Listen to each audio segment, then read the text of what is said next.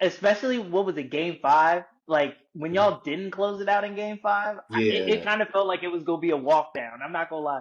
So Mm, going on the road, Brunson dropping four. Oh my! I'm not even gonna get into that Jalen was Brunson. Y'all crazy. check out my most recent video. I actually got into talking about Jalen Brunson. First player since Michael Jordan to drop 40 in 3 straight games to close out a series. Actually, only player since Jordan. Like, buddy, with 12 assists, like, Mhm. come on, bro. It's different. It's really looking different out there. He needs to get his respect. But and we're gonna talk about his matchup with the Pacers. I know he got some smoke for Rick Carlisle. But let's start in the West. Let's start in the West. Let's start with Mon's team, the Thunder and the Mavericks. How you see that shaking out, Mon? What you see? What do you need to see from your team to make this happen? So this is what I think. Luka and Kyrie are going to get theirs, right? Facts. But I also feel really good if nobody else outside of those two get theirs. If that makes sense. No, it does. So I have us in 6. I have us in 6. Okay. Home court advantage. That's definitely gonna help, especially with like a young team. Home court is definitely big, I think. And Uh, what? and if I'm OKC, I'm starting off with Luke Dort on Luka early. Lu Dort, good You saw defender. Lou Early Dort He on is. who? on Luka Oh yeah, yeah, for sure. early. Best on ball defender. And I mean, shoot, if he hits his tough shots, cool. But as long as he doesn't get going, I'm fine. Who's guarding Kyrie? We'll figure it out. Yeah. I was actually gonna say I think you should put Lu Dort on Kyrie because Kyrie. like Luca, he's definitely Luca's the better overall player, but Luca can also get 10 assists. So I feel like it's gonna be hard to stop Luca as a total offensive package. You know what I mean? Even if you stop him from getting 35 or whatever. I feel like Kyrie's just gonna be a magician with the ball. You know what I mean? He's gonna try to put the ball in the bucket. So if you can try to slow down his scoring, you're gonna limit a lot of what he can do. I feel like it's hard to limit what Luca can do just because of his passing ability. I feel He, like you could maybe get away with putting Shea on him. hey, but I ain't gonna lie to that. Hey, that boy Kyrie's some serious man. Special, man. That's a Special. bad boy, and I think watching him play now, it's like, damn, maybe Team USA could have used him after all. Oh, he gonna get on the team. He gonna But get on the team because Kawhi not about to play. Joel Embiid might not play. Joel Embiid's I never think he play. gonna get on the team. hey, but I said it to say this. We shouldn't even be having a conversation of. Shouldn't even be a debate.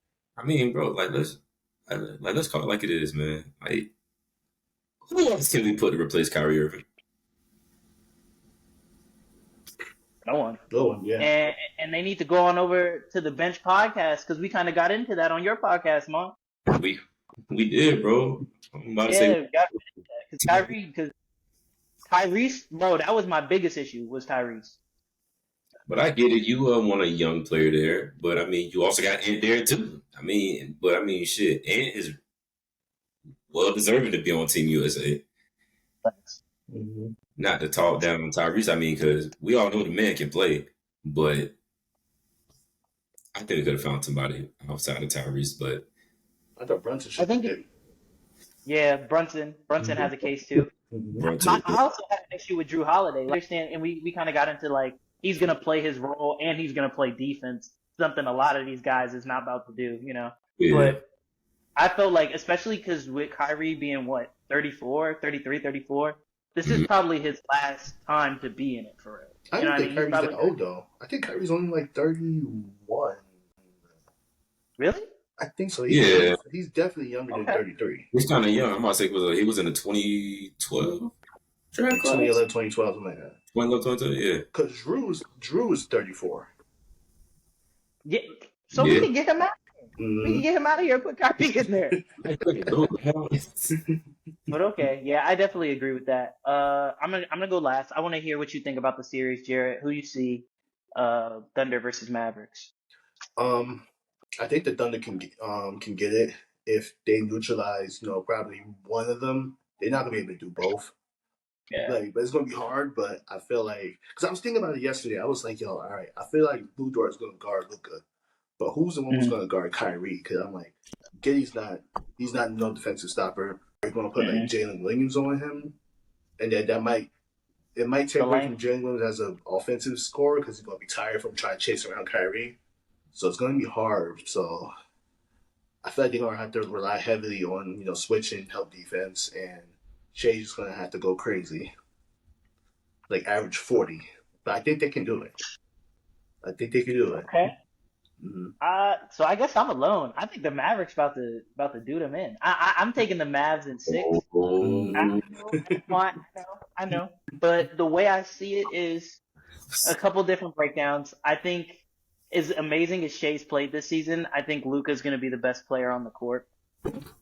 Not that Shay couldn't be on a certain night, not that Kyrie couldn't be on a certain night, but I think for the sustainable amount of the series, I think Luka's going to be the best player on the court. I usually lean towards that. I also think that like the way Dallas is playing defense is like I didn't really expect that personally. Like they've been locking up. The Clippers have a lot of scoring threats. Even with Kawhi out, they have a lot of like scores on their roster. And for the way they was playing defense on them, not that the Thunder can't score, but I've been known to be on the record to say that I think Shay's a little bit of a free throw merchant. I think he relies, and there's nothing wrong with that. It's just that, and there's nothing wrong with that. It's just that like when you get into the playoffs, those like superstar calls, it's not something you can bank on night in and night out. I feel like, Agreed. and I just think that Kyrie, the amount of pressure he's gonna put on the defense, because like I said, Luka. Even if he doesn't score 30, Luka could get 13 assists, 8, 9 rebounds, and still really impact the game just because you got to focus so much on him. I think the amount of pressure Kyrie specifically is going to put on the Thunder to play defense is going to take away from their scoring. And, like, you're going to need, regardless of what Shea does, you're going to need J-Dub, you're going to need Chet to get 23, 24 because, like, the guys on the Mavericks, and I think being down Tim Hardaway Jr. is going to hurt the Mavericks a little bit, but like none of them really have to create their own offense because of like the pressure Luka and Kyrie put on. Like Lively's going to get 15 points probably on like 6 lobs. You know what I mean? Like PJ Washington's going to get a couple easy like backdoor. Like none of them really have to create their own offense. I feel like Shea's going to have to go out there and get 30. J-Dub's going to have to go out there and get 25. Chet's going to have to get 20 plus. And be like a defensive stopper at the rim. I think that's asking a lot from a young team, personally. So I think I'm gonna take Dallas in 6. But I will say if the Thunder were to win this series, they would definitely have like my belief. I think them also being inexperienced is I'm kind of holding it against them. So I'm really excited for this series. I think it's a good matchup. But listen, I know. No, man. I mean, everything you said is spot on. I have no, hold back in terms of that. I mean, kind of like you said on the episode that we did on the bench, just regardless of what happens to OKC this series, you know what I mean? They've overachieved, and as a fan, I'm happy to see that, we're relevant again, which it's been a few years. Mind you, I said a few, which also says a lot about how well like we're orchestrated as a unit, and especially as a franchise. Shout out Sam Presti. Amazing. Just I expect for us to be in the hunt for some years, as long as we can keep this band together. Now, I'm not sure with the new CBA if that's even going to be allowed, but hopefully, I'm praying that we can still keep the band together because.